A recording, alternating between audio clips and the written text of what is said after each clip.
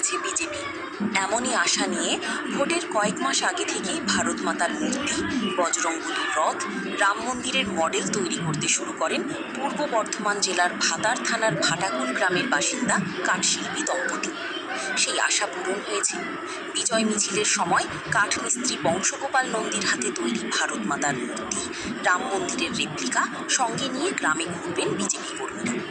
রাম মন্দির এবং ভারত মাতার মূর্তি চাপানো হবে যে গাড়িটিতে, বাঁশ ও কাঠের তৈরি গরুর গাড়ির আদলে এই ছোট গাড়িটিও তৈরি করেছেন বংশগোপাল নন্দী। সমগ্র কাজে তাকে সাহায্য করেছেন স্ত্রী মমতা নন্দী। বিজেপি ভক্ত কাঠশিল্পী দম্পতির হাতের কাজে মুগ্ধ এলাকাবাসী।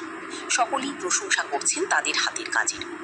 ভাতার থানার ভাটাকুল গ্রামের বাসিন্দা বংশগোপাল নন্দী মূলত কাঠের আসবাবপত্র তৈরি করেন। অবসর সময়ে শখে নানান মডেল তৈরি করেন। বাড়িতে রয়েছেন স্ত্রী, এক ছেলে কর্মসূত্রে ভিন রাজ্যে থাকেন, এক মেয়ের বিয়ে হয়ে গিয়েছে।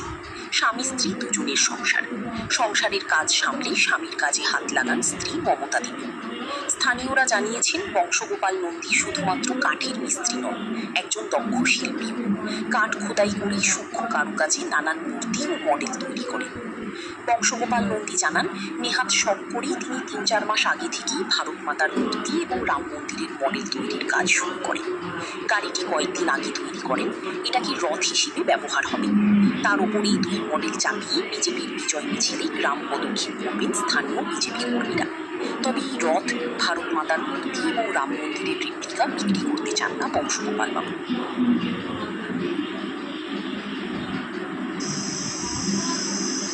দেখতে পাচ্ছি যে আপনি এখানে একটা রাম মন্দিরের রেপ্লিকা মানে মডেল, ভারত মাতার মূর্তি এবং একটা গাড়ি এটা তৈরি করেছেন। এই ভাবনাটা কেন এলো? এই ভাবনাটা ভাবনাটা ছিল, আমরা জানি যে এই মোদী সরকার আসছে, তার জন্য আমি মাস ধরে এটা কি শখে করেছেন নাকি আপনার কোনো অর্ডার ছিল? না, অর্ডার ছিল না, আমার ভালো লাগে।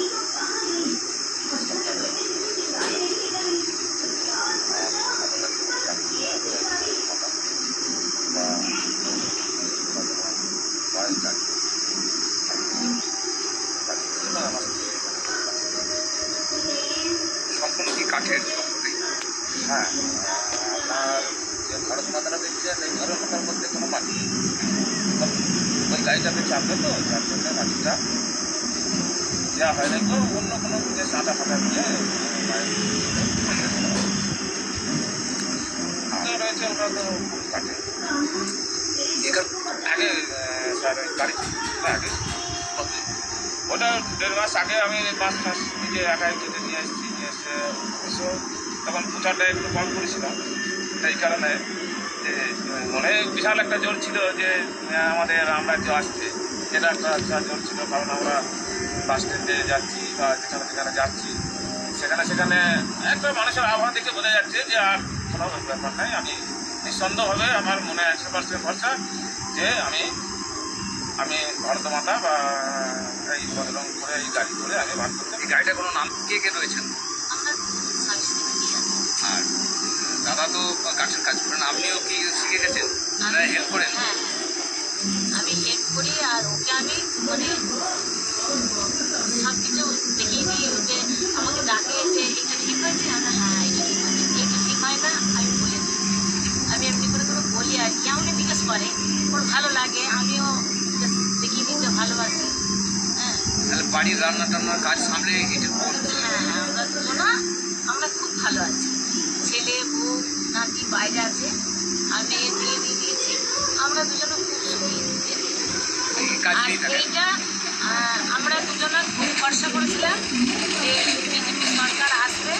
আমি আমার স্বামীকে সাহস জুগিয়েছিলাম যে তুমি করতে লাগো, আমি প্রকাশ কাউকে করবো না, দুজনা গোপনেভাবে আমরা দুজনা শুরু করেছি কাজটা। কি নাম আপনার? আমার মমতা নন্দী। এখানে যে কাঠের মিস্ত্রি রয়েছেন, আমরা জানি অনেক কাজের কাজ করে, তারপরে